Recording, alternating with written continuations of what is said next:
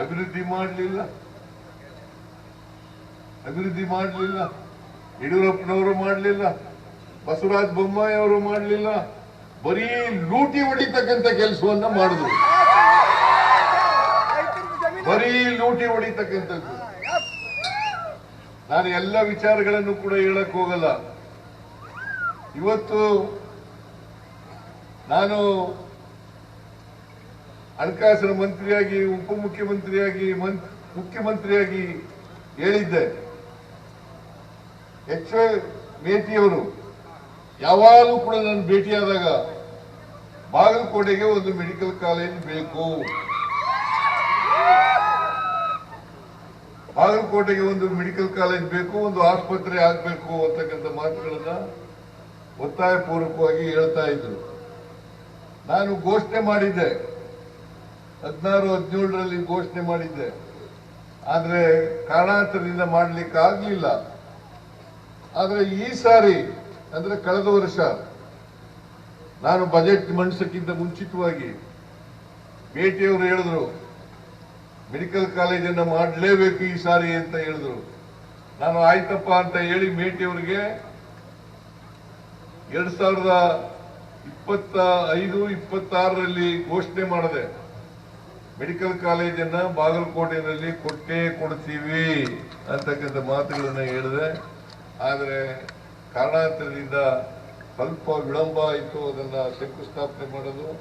ಆ ಶಂಕುಸ್ಥಾಪನೆಯಲ್ಲಿ ಅಷ್ಟೊತ್ತಿಗೆ H Y ಮೇಟಿಯವರು ನಿಧನರಾಗಿದ್ರು. ಅವರು ಶಂಕುಸ್ಥಾಪನೆ ಕಾರ್ಯಕ್ರಮದಲ್ಲಿ ಇರಲಿಲ್ಲ ಅಂತಕ್ಕಂಥದ್ದೇ ಬಹಳ ನೋವಿನ ಸಂಗತಿ. ಇವತ್ತು ಬಾಗಲಕೋಟೆಗೆ ಮೆಡಿಕಲ್ ಕಾಲೇಜು ಬಂದಿದ್ರೆ ಈಗಾಗಲೇ ಶಂಕುಸ್ಥಾಪನೆ ಮಾಡಿದ್ದೀವಿ. ಕಳೆದ ತಿಂಗಳು ಶಂಕುಸ್ಥಾಪನೆ ಆಗಿದೆ. ಆ ಶಂಕುಸ್ಥಾಪನೆ ಆಗ್ಬೇಕಾದ್ರೆ, ಮೆಡಿಕಲ್ ಕಾಲೇಜ್ ಆಗ್ಬೇಕಾದ್ರೆ ಬಾಗಲಕೋಟೆನಲ್ಲಿ, ಅದಕ್ಕೆ ಕಾರಣ ಎಚ್ ವೈ ಮೇಟಿಯವರು ಅಂತಕ್ಕಂಥದನ್ನ ಅರ್ಥ ಮಾಡ್ಕೋಬೇಕಾಗ್ತದೆ. ಇವರು 4 ವರ್ಷ ಇದ್ರು ಬಿಜೆಪಿಯವರು. 4 ವರ್ಷದಲ್ಲಿ ಮೆಡಿಕಲ್ ಕಾಲೇಜನ್ನು ಮಾಡಲಿಲ್ಲ. ನಾನು ಭರವಸೆ ಕೊಟ್ಟಿದ್ದೆ ಈ ರಾಜ್ಯದ ಜನರಿಗೆ, ಪ್ರತಿ ಜಿಲ್ಲೆನಲ್ಲಿ ಒಂದು ಮೆಡಿಕಲ್ ಕಾಲೇಜನ್ನು ಮಾಡ್ತೇನೆ, ಆಸ್ಪತ್ರೆಯನ್ನು ಮಾಡೇ ಮಾಡ್ತೀನಿ ಅಂತೇಳಿ.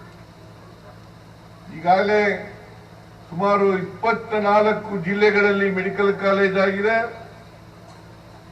ಆಸ್ಪತ್ರೆಗಳಾಗಿದ್ದಾವೆ, ಟ್ರಾಮಾ ಸೆಂಟರ್ಗಳಾಗಿದ್ದಾವೆ, ಜೊತೆಗೆ ಸೂಪರ್ ಸ್ಪೆಷಾಲಿಟಿ ಆಸ್ಪತ್ರೆಗಳನ್ನು ಕೂಡ ಮಾಡ್ತೇವೆ. ಬಾಗಲಕೋಟೆನಲ್ಲೂ ಕೂಡ ಬರೀ ಮೆಡಿಕಲ್ ಕಾಲೇಜ್ ಅಲ್ಲ, ಆಸ್ಪತ್ರೆ ಮಾಡಿ ಸೂಪರ್ ಸ್ಪೆಷಾಲಿಟಿ ಆಸ್ಪತ್ರೆಯನ್ನು ಕೂಡ ಮಾಡ್ತೇವೆ, ಟ್ರಾಮಾ ಸೆಂಟರ್ ಕೂಡ ಮಾಡ್ತೇವೆ ಅಂತಕ್ಕಂಥ ಮಾತುಗಳನ್ನ ಈ ಸಂದರ್ಭದಲ್ಲಿ ಹೇಳಲಿಕ್ಕೆ ಬಯಸ್ತಾ ಇದ್ದೇನೆ. ಇಷ್ಟೆಲ್ಲ ಆಗ್ಬೇಕಾದ್ರೆ ಎಚ್ ವೈ ಮೇಟಿಯವರು ಕಾರಣ ಅಂತಕ್ಕಂಥ ಮಾತುಗಳನ್ನ ಹೇಳಲಿಕ್ಕೆ ಬಯಸ್ತಾ ಇದ್ದೇನೆ. ನಮ್ಮ ಸರ್ಕಾರ ನುಡಿದಂತೆ ನಡೆಯುವ ಸರ್ಕಾರ. ಏನ್ ಮಾತು ಕೊಟ್ಟಿದ್ದೀವಿ ಅದನ್ನ ನಡೆಸ್ತಕ್ಕಂಥ ಪ್ರಯತ್ನವನ್ನ ಮಾಡ್ತೇವೆ, ಪ್ರಾಮಾಣಿಕ ಪ್ರಯತ್ನವನ್ನ ಮಾಡ್ತೇವೆ. ಈಗ ನಾನು 2013ರಿಂದ 2018ರವರೆಗೆ ಮುಖ್ಯಮಂತ್ರಿಯಾಗಿದ್ದೆ. ಆ ಸಂದರ್ಭದಲ್ಲಿ 165 ಭರವಸೆಗಳನ್ನು ಜನರಿಗೆ ಕೊಟ್ಟಿದ್ದು, ಈ ರಾಜ್ಯದ ಜನರಿಗೆ ಕೊಟ್ಟಿದ್ದು. ಆ 165 ಭರವಸೆಗಳಲ್ಲಿ 158 ಭರವಸೆಗಳನ್ನು ಈಡೇರಿಸ್ತೋ.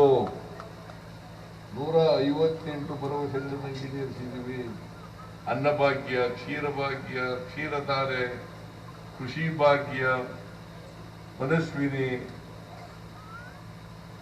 ಮತ್ತೆ ಸೌಭಾಗ್ಯ, ಇವೆಲ್ಲ ಕಾರ್ಯಕ್ರಮಗಳನ್ನ ಮಾಡಿರ್ತಕ್ಕಂಥದ್ದು ನಾವೇನೆ. ಮತ್ತೆ ಸಾಲ ಮನ್ನಾ ಮಾಡಿರ್ತಕ್ಕಂಥ ಈಗಾಗಲೇ ನಮ್ಮ ಸರ್ನಾಯ್ಕ್ ಅವರು ಪ್ರಸ್ತಾಪ ಮಾಡಿದ್ದಾರೆ. 50,000ದವರೆಗೆ ಸಾಲ ಮನ್ನಾ ಮಾಡೋದು. ಕೇಂದ್ರ ಸರ್ಕಾರ 72,000 ಕೋಟಿ ಸಾಲ ಮನ್ನಾ ಮಾಡುತ್ತೆ. 72,000 ಕೋಟಿ. ನರೇಂದ್ರ ಮೋದಿ ಅವರು ₹1 ಮನ್ನಾ ಮಾಡಿದಾರ ಏನ್ರಿ? ನೀವೇ ರೈತರು ಹೇಳಿ ನೋಡೋಣ. ₹1 ಮನ್ನಾ ಮಾಡಿದಾರ? ಮತ್ತೆ ಯಾಕೆ ಓಟ್ ಹಾಕ್ಬೇಕು ಅವ್ರಿಗೆ? ಯಾಕೆ ಓಟ್ ಹಾಕ್ಬೇಕು? ಆಗಂಗಿಲ್ಲ. ₹1 ಮನ್ನಾ ಮಾಡಲಿಲ್ಲ. ಇವತ್ತು ನಮ್ಮ ಸರ್ಕಾರ ಬಂದ ಮೇಲೆ, ಅಧಿಕಾರಕ್ಕೆ ಬಂದ ಮೇಲೆ, ಯಾಕಂತಂದ್ರೆ ಕೊರೋನಾ ರೋಗದಿಂದ ಬಹಳ ಜನ ಹೈರಾಣಾಗಿದ್ರು, ಕಷ್ಟದಲ್ಲಿ ಸಿಕ್ಕಾಕೊಂಡಿದ್ರು. ಅದಕ್ಕೋಸ್ಕರ ನಾವು ನಮ್ಮ ಸರ್ಕಾರ ಯೋಚನೆ ಮಾಡಿತು, ಬಡವರಿಗೆ, ರೈತರಿಗೆ, ಮಹಿಳೆಯರಿಗೆ ವಿಶೇಷವಾಗಿ ಸಹಾಯ ಮಾಡಬೇಕು ಅಂತೇಳಿ 5 ಗ್ಯಾರಂಟಿ ಯೋಜನೆಗಳನ್ನ ಘೋಷಣೆ ಮಾಡೋದು. ಗ್ಯಾರಂಟಿ ಯೋಜನೆಗಳು ಯಾರ್ಯಾರು ಗ್ಯಾರಂಟಿ ಬಸ್ನಲ್ಲಿ ಶಕ್ತಿ ಯೋಜನೆ, ಯಾರ್ಯಾರು ಹೆಣ್ಮಕ್ಳು ಫ್ರೀಯಾಗಿ ತಿರುಗಾಡ್ತಾ ಇದ್ದೀರೋ ಅಲ್ವಾ? ಕೈ ಎತ್ತಿ ನೋಡ.